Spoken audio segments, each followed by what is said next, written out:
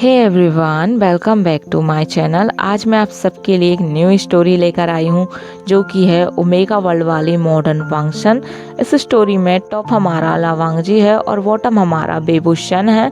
Story का नाम है you are my love. And guys, story ना थोड़ी सी हटके है।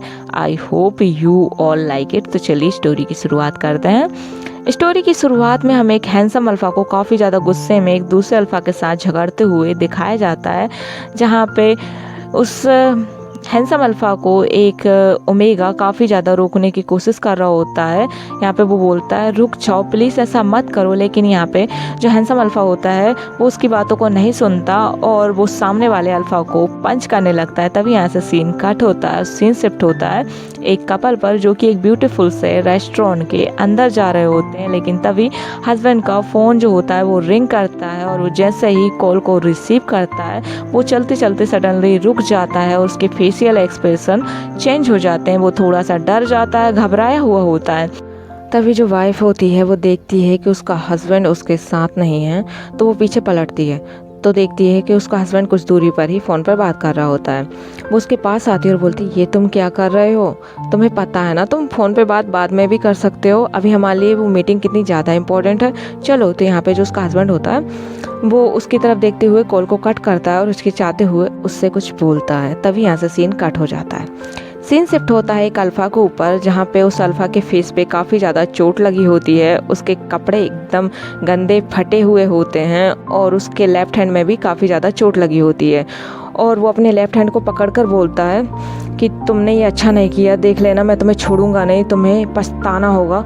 इतना ही वो बोलता है, सामने उसके एक अल्फ़ा और ओमेगा खड़े होते हैं। यहाँ पे जो अल्फ़ा होता है वो गुस्सा होकर उससे फिर से उलझने के लिए आता है, लेकिन यहाँ पे वो ओमेगा उससे रोक लेता है और बोलता है जो तुमने किया उसका तुम्हें कोई पछतावा नहीं है? तो यहाँ पे बोलता है मैंने ऐसा कुछ नहीं किया, ये दोनों झूठ बोल रहे हैं सर।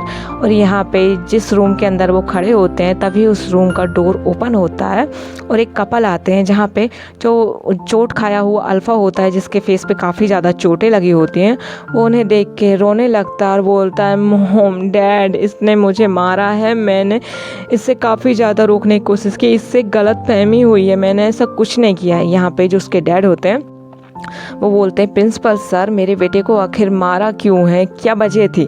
यहाँ पे जो उसकी मॉम होती बोलती कितना ज़्यादा चोट लग गई है तुम्हें, मेरे बेटे को क्यों मारा है? तो यहाँ पे जो प्रिंसिपल सर होते हैं वो बोलते हैं कि कुछ मिसअंडरस्टैंडिंग हुई है या फिर सच्चाई है वो तो अभी पता चल ही जाएगी। अभी सिक्योरिटी गार्ड आ रहा है सीसीटीवी फुटेज लेके कि आपका बेटा झूठ बोल रहा है या ये दोनों अल्फ़ा ओमेगा सच बोल रहे हैं, ये तो पता ही चल जाएगा। तभी ऑफिस का डोर नॉक होता है तो प्रिंसिपल बोलते हैं हाँ अंदर आ जाइए प्लीज़। तो जैसे ही ऑफिस का डोर ओपन होता है तो हम देखते हैं कि एक 21-22 साल की ओमेगा गर्ल जो होती है वो अंदर आते ही प्रिंसिपल सर से बोलती है प्रिंसिपल सर क्या मैं अपने, वो इतना ही बोलती है और सामने उससे वही दोनों अल्फ़ा और ओमेगा दिख जाते हैं, जहाँ पे वो देखती है कि जो अल्फ़ा है उसके फेस पे काफ़ी ज़्यादा चोट लगी है और भागते हुए जो ओमेगा होता है वो उसके पास आ जाता है, उसे हक कर लेता है और वो रोने लगता है। यहाँ पे जो सामने वाला अल्फ़ा होता है उसकी आंखों में भी आंसू होते हैं और डर भी होता है और वो उसे देखता है। तो यहाँ पे जो ओमेगा होता है वो रोते हुए बोलता है सीजे, इसने मेरे साथ बदतमीजी करने की कोशिश की है। तो यहाँ पे जो ओमेगा होती है वो बोलती है क्या ये सब सच है? आशियन बताओ मुझे। तो यहाँ पे जो आशियन होता है वो रोते हुए सर को हाँ में हिला देता है। तभी जो ओमेगा होती है वो बोलती है क्या, इसकी हिम्मत कैसे हुई, तुम दोनों रोना बंद करो, खुद को संभालो। और बोलती इसकी तो मैं, ये जो ओमेगा होती है वो उस अल्फ़ा को मारने के लिए जाती है। तो यहाँ पे जो अल्फ़ा होता है उसकी मदर, ये जो ओमेगा होती है उसके सामने आ जाती है और बोलती अरे अरे ये क्या बदतमीजी है? तो यहाँ पे जो ओमेगा होती है बोलती है बदतमीजी तो आपके बेटे ने की है मेरे ओमेगा ब्रदर के साथ। तो यहाँ पे जो उसकी मदर होती बोलती ऐसा कुछ नहीं किया, तुम्हारे ब्रदर झूठ बोल रहे हैं। तो यहाँ पे जो ओमेगा होती बोलती मेरे ब्रदर मुझसे कभी झूठ नहीं बोलते, पूरी दुनिया से झूठ बोल सकते हैं वो, लेकिन मुझसे कभी वो दोनों झूठ नहीं बोलते। बोलती प्रिंसिपल सर ये सब क्या हो रहा है, मैं पुलिस को कॉल कर रही हूँ। तो ये सब सुन के प्रिंसिपल बोलते अरे अरे तुम पुलिस को कॉल मत करो, मैंने तुम्हारे पेरेंट्स को भी बुलाया हुआ है, तो ज़रा शांत रहो। तो ये दोनों, मतलब ये बात सुन के वो तीनों की तीनों एकदम से थोड़ा सा घबरा जाते हैं। यहाँ पे जो ओमेगा होती है वो बोलती आपने किसको कॉल किया था हमारे पेरेंट्स में से, मदर को या फादर को? तो यहाँ पे जो प्रिंसिपल होता है वो बोलता है मैंने आपके फादर को कॉल किया। तब तभी प्रिंसिपल ऑफिस का डोर ओपन होता है तो देखते हैं कि सिक्योरिटी गार्ड लेकर आया है सीसीटीवी फुटेज, और सिक्योरिटी गार्ड के पीछे ही एक और पर्सन आए होते हैं, जिन्हें देख के वो तीनों अल्फा और ओमेगा एक राहत भरी सांस लेते हैं, हल्की स्माइल आ जाती है और वो धीरे से बोलते हैं, फादर आप आ गए। जो उनके फादर होते हैं वो उनके पास आते हैं और बोलते हैं, जेंगशा बीइंग, क्या हुआ है बेटा? याली बेटा तुम कब आई? और यहाँ पे जो प्रिंसिपल होते हैं वो बोलते हैं, मिस्टर जियांग फेमिया इधर आइए। तो यहाँ पे जो जियांग फेमिया होते हैं वो जाते हैं, तो जो प्रिंसिपल होते हैं वो सीसीटीवी फुटेज दिखाते हैं, तो देखते हैं कि जो अल्फ़ा होता है वो इनके जो जियांग फेमिया के ओमेगा बेटा होता है उसका ज़बरदस्ती हाथ पकड़ता है और उसे किस करने की कोशिश करता है। ये देख के ही जियांग फेमिया को गुस्सा आने लगता है और बोलते हैं कि इसे इन्वेस्टिगेट करो, मैं इसे पुलिस के हवाले करने वाला हूँ। यहाँ पे जो अल्फ़ा के पेरेंट्स होते हैं वो माफ़ी मांगने लगते हैं और उस अल्फ़ा को भी बोलते हैं, माफ़ी मांगो उस ओमेगा से जिसके साथ तुमने एक सब करने की कोशिश की। और जो प्रिंसिपल होते हैं वो बोलते हैं, मैं इसे इन्वेस्टिगेट कर रहा हूँ, आपको जो करना है जियांग फेमिया आप कर सकते हैं मिस्टर फेमिया। तो यहाँ पे जो अल्फ़ा के जो पेरेंट्स होते हैं वो ओमेगा के पेरेंट्स से फादर से माफ़ी मांगने लगते हैं यहाँ पे, और ओमेगा से भी। तो यहाँ पे जो जियांग फेमिया होते हैं वो बोलते हैं, मैं जाने नहीं दे सकता, इसने मेरे ओमेगा बेटे के साथ बदतमीजी की, मैं कैसे इसे जाने दूँ? तो यहाँ पे उसकी मदर रोने लगती है, उससे माफ़ी मांगने लगती है, बोलती है, बेटा प्लीज़ मेरे बेटे को माफ़ कर दो, वो आइंदा से ऐसा कुछ नहीं करेगा, मैं उसे देश के बाहर भेज दूँगी। तो ये सब सुन के ना जो जियांग फेमिया होते हैं वो बोलते हैं कि मैं अभी तो इसे जाने दे रहा हूँ, बाद में नहीं, दोबारा ये गलती नहीं होनी चाहिए, और यदि इसने मेरे बेटे को या मेरे मेरे अल्फ़ा बेटे या ओमेगा बेटे के साथ फिर से इसने बदतमीज़ी की तो मैं इसे जेल भेज दूंगा। तो एक मौका मिलना चाहिए, तो इस वजह से उसे जाने देते हैं।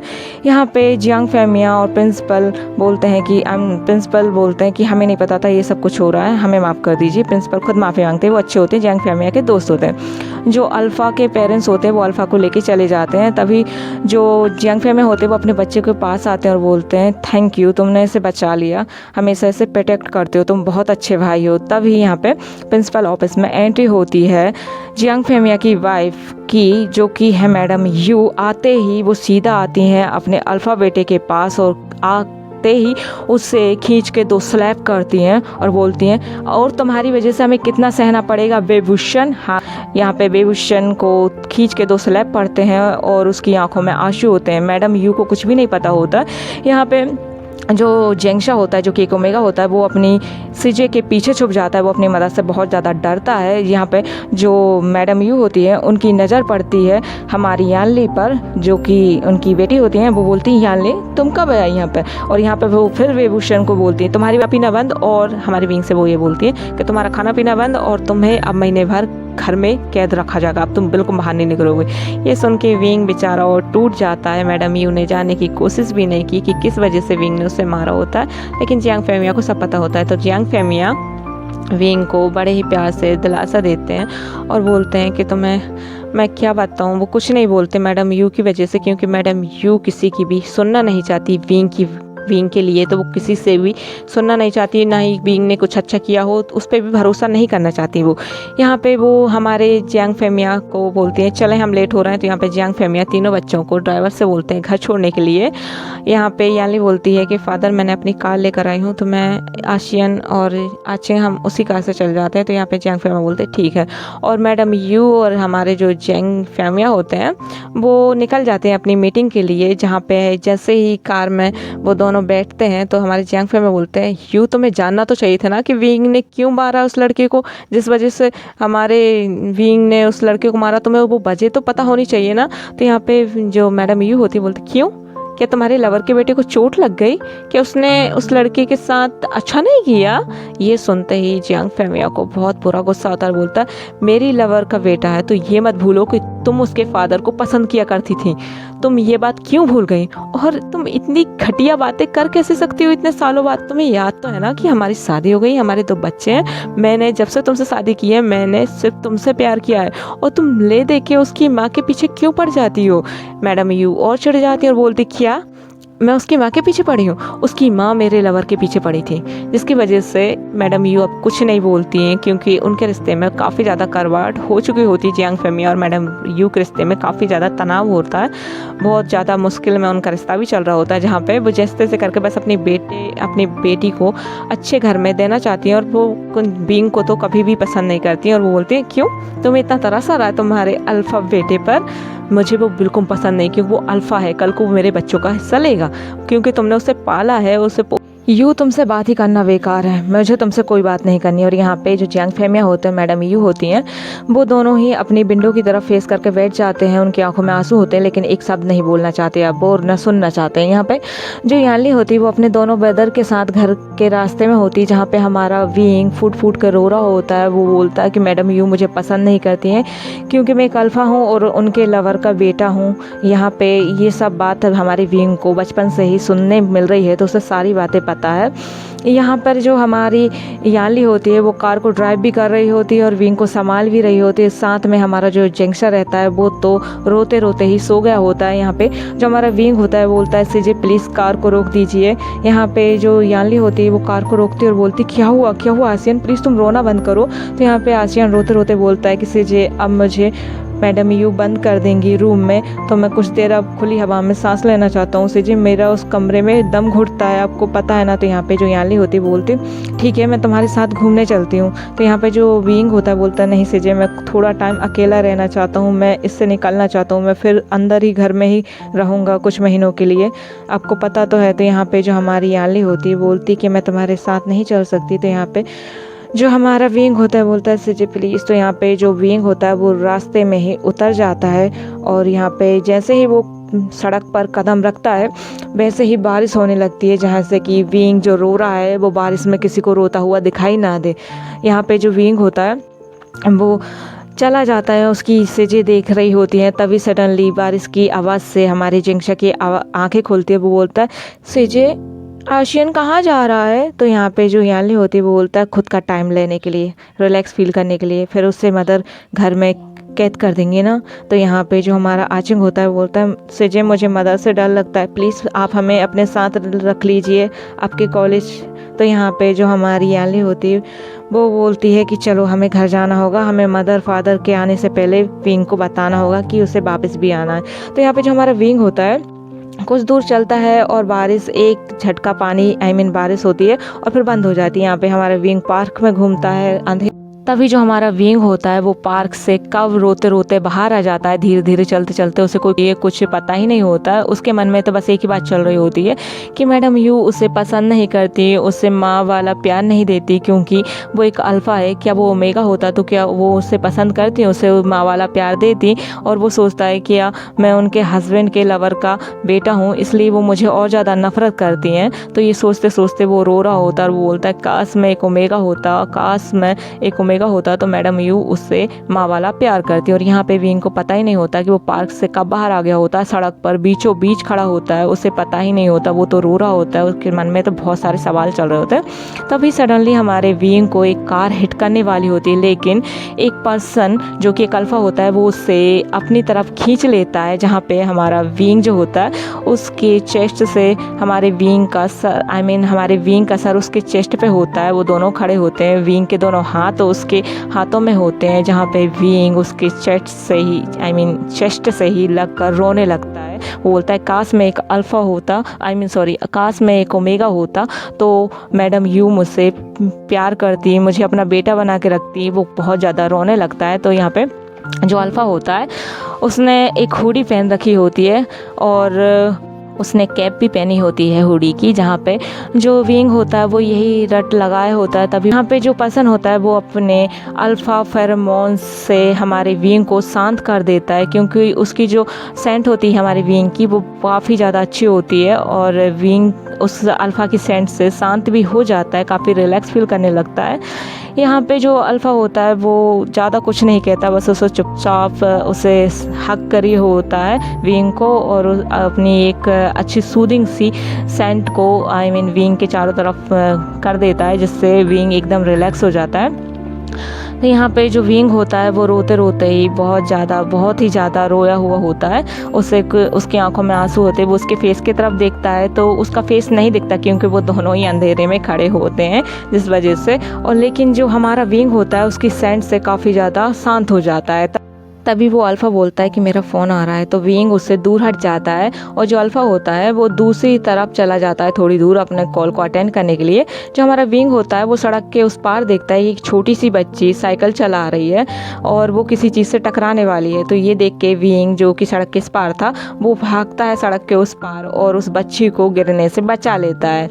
यहाँ पे जब वो उस बच्ची को बचाता है तो बिल्कुल सेव कर लेता है अपने हाथों में, और जैसे वो बच्ची गिरती है तो विंग को चोट लगती है। बच्ची को चोट नहीं लगती, साइकिल की विंग को चोट लग जाती कलाई पर, हाथों में।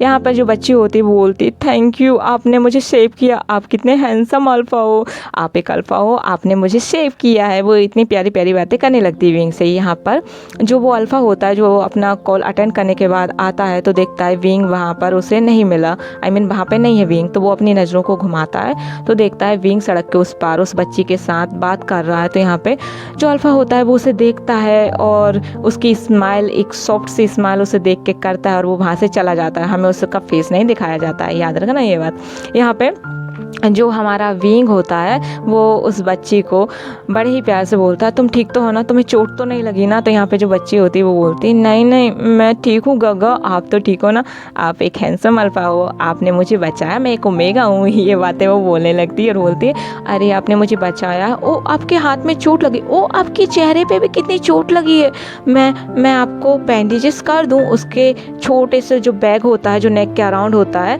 वो उसमें से कुछ बैंडेजेस निकालती है और उसके फेस पे लगा देती है जहाँ जहाँ चोट लग गई होती है। लेकिन एक बैंडेज कम पड़ जाती है जहाँ पे उसके कलाई के लिए। तो यहाँ तभी वो छोटी सी बच्ची अपने पर्स में से निकालती है एक ब्यूटीफुल सा वाइट कलर का सिल्क का स्कार्फ जिसके ऊपर प्रिंट होती हैं गोल्डन बटरफ्लाई, और वो बोलती है विंग की कलाई पे बांधते हुए कि आप इससे फेंकना नहीं, ये मेरा सबसे फेवरेट वाला स्कार्फ है और हाँ आप मुझे बहुत पसंद आए हो, आप एक स्ट्रॉन्ग अल्फ़ा हो, मैं आपको ना बड़े होकर इसी स्कार्फ से ढूंढ लूँगी और आप ही से शादी करूँगी। तो विंग हंसने लगता है और बोलता है जब तक तुम बड़ी होगी तो मेरे बच्चे हो गए होंगे फिर। तो यहाँ पे वो बोलती है आप बड़े हो जाएं या छोटे हो जाएं मैं आप ही को पसंद करूँगी, क्योंकि आप मेरे पहला प्यार हो, आपके बच्चे भी होंगे ना तब भी मैं आप ही से शादी करूँगी। और ये बोलती अच्छा मैं चलती हूँ घर, वरना मेरी मम्मा ढूंढेगी मुझे, ठीक है। तो यहाँ पे विंग बोलता है संभल कर जाना। और यहाँ पे वो बच्ची बोलती है आप अपना ख्याल रखना और मेरे स्कार्फ का भी, ठीक है ना, ये बहुत ज़्यादा अलग स्कार्फ है। वो ये बोलती याद रखना गाइस इस स्कार्फ को भी। तभी विंग का फ़ोन बजता है तो विंग कॉल को अटेंड करता है, उसकी सीजे का होता है। और यहाँ पे वो अपनी सीजे से बात करते करते अपने चीक्स के जो आंसू होते हैं वो अपने स्कार्फ वाले हाथ से साफ करने लगता है। और वो अपनी सीजे से बात कर रहा होता है और उसका स्कार्फ सडनली चमकने लगता है, उसे पता भी नहीं चलता, ग्लो कर रहा होता है, जहाँ पे उसे सडनली बहुत अच्छा फील होता है, जैसे मानो उसका नया जन्म हो गया हो, जैसे मानो वो कोई और हो, और जैसे कि उसकी चीक्स को हवा छू रही हो, बालों को भी छू रही हो, छू के गुजर रही हो, इतना अच्छा लाइट फील होने लगता है। जहाँ पे वो चल रहा होता है, अपने घर के लिए निकल गया होता है, उसकी सीधी से बात करते करते जब वो जा रहा होता है तो एक अल्फ़ा उसे देख रहा होता है, देखते रह रहा होता है। जहाँ पे हमारा विंग उसे देखता है, वो सोचता है ये मुझे क्यों देख रहा है, लेकिन यहाँ पे वो अल्फ़ा उसे जाते जाते बहुत ज़्यादा घूर रहा होता है। और यहीं पे ओके गाइस, आज के लिए बस इतना ही।